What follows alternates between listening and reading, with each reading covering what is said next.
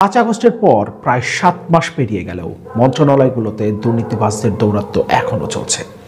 যে সিন্ডিকেটগুলো, যে আওয়ামী সিন্ডিকেটগুলো মন্ত্রণালয়গুলোকে নিয়ন্ত্রণ করত, সেই সিন্ডিকেটগুলো এখনো বহাল তবিয়তে আছে। শুধুমাত্র মেইন ক্যারেক্টার অর্থাৎ নেতৃত্বে পরিবর্তন এসেছে, সিন্ডিকেটগুলোর নেতৃত্বে পরিবর্তন এসছে, কিন্তু সেই আওয়ামী সিন্ডিকেট এখনো মন্ত্রণালয়গুলোকে নিয়ন্ত্রণ করছে। রাজনীতির মাঠে বিএনপি, জামাত কিংবা ছাত্রদের অংশের মধ্যে মতবিরোধ দেখা গেলেও এই জায়গাতে তাদের মধ্যে কোনো মতবিরোধ নেই। তারা নিজেদের মধ্যে এক ধরনের মিউচুয়াল আন্ডারস্ট্যান্ডিংয়ের মাধ্যমে বন্টন করে নিয়েছে বিভিন্ন মন্ত্রণালয়, এবং তারা এই সিন্ডিকেটগুলো এখন নিয়ন্ত্রণ করছে। আজকে স্বাস্থ্য মন্ত্রণালয়ের সিন্ডিকেট নিয়ে কথা বলবো। এই সিন্ডিকেট নিয়ে একটা রিপোর্ট প্রকাশিত হয়েছে, যেখানে স্বাস্থ্য মন্ত্রণালয়ের অনেক অজানা তথ্য উঠে এসেছে।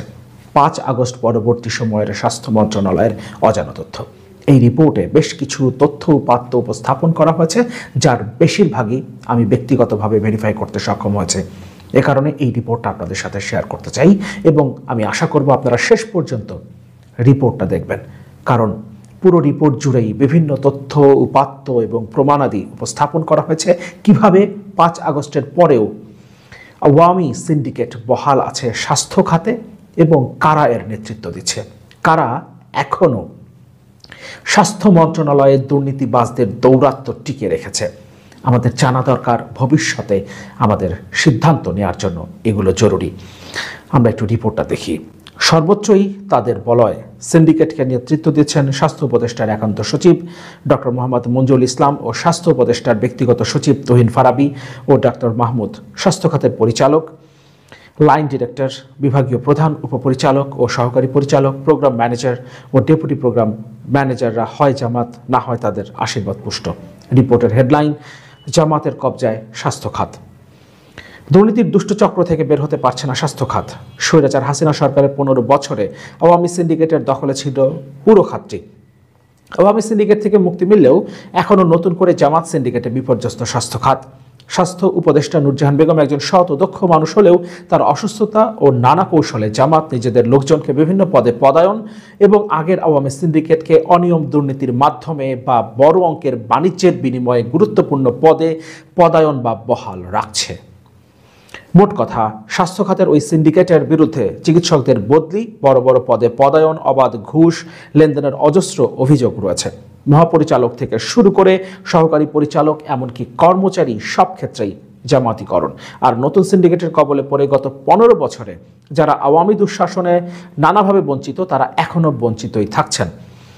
স্বাস্থ্য মন্ত্রণালয় সহ এর অধীন দপ্তর ও প্রতিষ্ঠানের কোনো কর্মকর্তার উপরে সিন্ডিকেট অসন্তুষ্ট হলেই তার কপাল পুড়ছে সেই আওয়ামী সিন্ডিকেট। তাদের সুদৃষ্টি ছাড়া চিকিৎসকদের কোনো পদায়ন বা পদোন্নতি হচ্ছে না। এই সিন্ডিকেটকে নেতৃত্ব দিচ্ছেন স্বাস্থ্য উপদেষ্টার একান্ত সচিব, উপসচিব পদমর্যাদার ডক্টর মোহাম্মদ মঞ্জুরুল ইসলাম। তিনি জামাতের রাজনীতির সঙ্গে জড়িত বলে অভিযোগ রয়েছে। তার সহযোগী বা কালেক্টর হিসেবে আছেন স্বাস্থ্য উপদেষ্টার ব্যক্তিগত সচিব তুহিন ফারাবী ও ডাক্তার মাহমুদ। হাসিনার পতনের পর এই দুজনকে স্বাস্থ্য মন্ত্রণালয়ে 10ম গ্রেডে বিশেষ ক্ষমতায় নিয়োগ দেওয়া হয়েছে। বিশেষ ক্ষমতায় নিয়োগ, যারা মাঠ পর্যায় থেকে শুরু করে স্বাস্থ্য অধিদপ্তর ও মন্ত্রণালয়ের কার কোথায় পদায়ন বা পদোন্নতি হবে তা নির্ধারণ করেন। এক্ষেত্রে তাদের মুখ্য বিষয় জামাতের রাজনীতির সঙ্গে যারা জড়িত তাদের অগ্রাধিকার এবং অর্থের বিনিময়ে আওয়ামী দোসরদের বহাল তবিয়তে বা নতুন নতুন পদে পদায়ন। সূত্র মতে, ছাত্র জনতার অভ্যুত্থানে হাসিনা ভারতে পলায়নের পরপরই একটি অনুষ্ঠানে বাংলাদেশ জামাত ইসলামের আমির ডাক্তার শফিকুর রহমান ঘোষণা দিয়েছিলেন 51% চিকিৎসক তাদের হতে হবে। আর এরপর থেকেই জামাত ইসলাম স্বাস্থ্য খাত নিয়ে সেভাবেই পরিকল্পনা করে। শুরুতেই স্বাস্থ্য উপদেষ্টার একান্ত সচিব হিসেবে জামাতের রাজনীতির সঙ্গে জড়িত বা জামাতের রোকন ডক্টর মোহাম্মদ মঞ্জুরুল ইসলামকে নিয়োগ দেওয়া হয়। কিভাবে স্বাস্থ্য খাতের এই সিন্ডিকেটটা তৈরি করা হলো সেই বর্ণনাটা এখন দিয়েছে রিপোর্টে। পরবর্তীতে তার হাতকে শক্তিশালী করতে আরও 2জন শিবির কর্মী তুহিন ফারাবী ও ডাক্তার মাহমুদকে 10ম গ্রেডে বিশেষ ক্ষমতায় নিয়োগ দেওয়া হয়। আর তাদের মাধ্যমে অর্থের বিনিময়ে আওয়ামী সুবিধাভোগীদের পুনর্বাসন শুরু হয়। নাম প্রকাশ অনিচ্ছুক স্বাস্থ্য খাতের একাধিক শীর্ষ কর্মকর্তা ক্ষোভ প্রকাশ করে বলেছেন, এই মুহূর্তে স্বাস্থ্য অধিদপ্তরে যারা আছেন 2-1 বাদে তাদের সবাই জামাতের লোক। স্বাস্থ্য অধিদপ্তরের অতিরিক্ত মহাপরিচালক শেখ সাইদুল হক একসময় আওয়ামী সুবিধাভোগী ছিলেন। সাবেক স্বাস্থ্যমন্ত্রী আফামা রুহুল হকের লোক হিসেবে পরিচিত ছিলেন, এমনকি এই পদে তার অভিজ্ঞতাও শূন্য। জাতীয় প্রতিষেধক ও সামাজিক চিকিৎসা প্রতিষ্ঠান পরিচালক প্রফেসর ডাক্তার মোহাম্মদ জিয়াউল ইসলাম এতদিন আওয়ামী দোসরদের সহায়তা করে বিভিন্ন পদে দায়িত্ব পালন করলেও হঠাৎ করে তিনি আসল রূপে অর্থাৎ জামায়াতে ফিরেছেন। শিবিরের অনেকে যেভাবে ছাত্রলীগের ভেতরে ছিলেন, ছাত্রলীগের ভেতর থেকে কাজ করেছেন, সেভাবে ডাক্তার মোহাম্মদ জিয়াউল ইসলাম এতদিন আওয়ামী দোসরদের সাথে সখ্যতা রেখে চললেও এখন তিনি নিজের আসল রূপ অর্থাৎ জামাতে ফিরেছেন। অথচ স্বৈরাচার হাসিনার সময় গত জুনে তিনি সেন্টার ফর মেডিকেল অ্যাসোসিয়েশন এডুকেশনের পরিচালক পদে বসেন। ডাক্তার মোহাম্মদ জিয়াউল ইসলাম আওয়ামী লীগের সময়ে আওয়ামী লীগের সাবেক সংসদ সদস্য আব্দুর রহমানের ভাতিজা হিসেবে পরিচয় দিতেন। পাশাপাশি আওয়ামী লীগের সময়ে অতিরিক্ত মহাপরিচালক এবং নিপসামের সাবেক পরিচালক ডাক্তার বাইজিদ খুরশিদ রিয়াজের কাছের লোক হিসেবে পরিচিত ছিলেন। পরিচালক প্রশাসন ডাক্তার এবিএম আবু হানিফ একজন আওয়ামী সুবিধাভোগী হয়ে জামায়াতের রাজনীতির সঙ্গে জড়িত থাকায় এই পদে বসেছেন। আওয়ামী লীগ আমলে তিনি রংপুর হাসপাতালের পরিচালক পদেও দায়িত্ব পালন করেছেন। অবশ্য বর্তমানে তিনি একাই পরিচালক প্রশাসন ও পরিচালক দুটি পদ ভোগ করছেন। এছাড়া বক্ষব্যাধি হাসপাতালের পরিচালক ডাক্তার দেলোয়ার হোসেনও জামায়াতের রাজনীতির সঙ্গে জড়িত বলে অভিযোগ রয়েছে।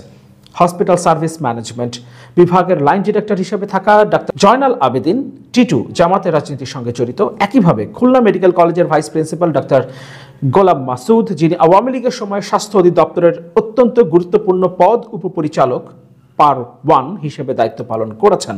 মোট কথা, অধিকাংশ পরিচালক, লাইন ডিরেক্টর, বিভাগীয় প্রধান, উপপরিচালক ও সহকারী পরিচালক, প্রোগ্রাম ম্যানেজার ও ডেপুটি প্রোগ্রাম ম্যানেজাররা হয় জামাত, না হয় তাদের আশীর্বাদ পুষ্ট, এবং এরা প্রত্যেকেই আওয়ামী লীগের সময়ে সুবিধাভোগী এবং তখন তাদের দোসর হিসেবেই পরিচিত ছিলেন। কিন্তু হঠাৎ করেই তারা এখন জামাত নেতা হয়ে উঠেছেন, জামাতের আশীর্বাদ পুষ্ট হয়ে এই পদগুলোতে তারা আসীন হয়েছেন।